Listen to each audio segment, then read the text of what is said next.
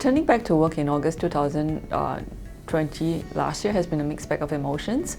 On one hand, I'm really excited to be back to work after 4 months of maternity leave, but I'm also coming back to an environment where 10-year swap is at its all-time low, and it has been a really challenging environment.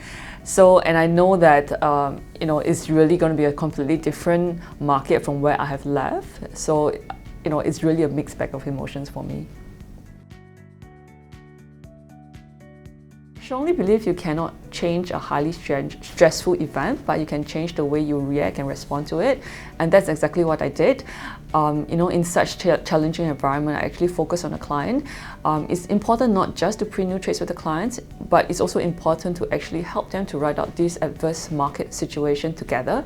So what I did then was really to work very closely with my internal stakeholders, looking at what are the potential opportunities to help the clients restructure existing positions and really help them to have that difficult conversation with the end clients on how to actually handhold them through this difficult period. And that really energized me, because that's exactly why I like to be a salesperson in the first place. After all these years, is really to connect with the clients, help them ride out the storm and really foster a deep relationship through this. There's really two parts to that question. The first being my family. Shortly after my maternity, I actually decided to continue to work from home. And being a mom to two very young kids, one being a 3-year-old and one being a newborn, it's definitely not an easy task juggling between them and working from home. And I also choose to continue to breastfeed my second baby because I believe that's the best for my family, but I choose to challenge them.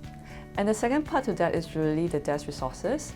Shortly after my return, my junior actually decided to leave the firm, which means I have to take over a lot of her day-to-day operations and her responsibility.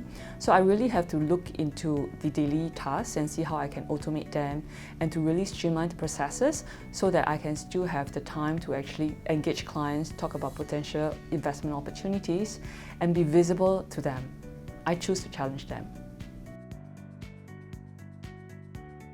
Being resilient does not mean that you don't experience this difficulty or distress, but what I find really helped me is really 3 strategies below. 1, building your support network. Surround yourself with people who empathize and understand you, can help to remind that you're not alone in this difficult period, and really focus on finding trustworthy and compassionate people who can actually validate your feeling. And part 2 is really positive thinking. Accept that it's okay to be imperfect. What's more important is really learn from your failures and accept that some things are just beyond your control. You may not be able to change a highly stressful event, but you can change the way you respond and interpret to it. Every failure can be a lesson well learned. And lastly is really self-care.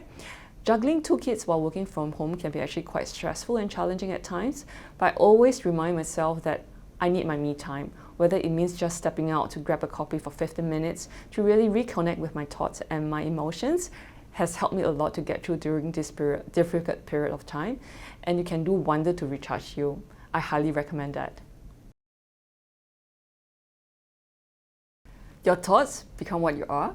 What you think, you believe.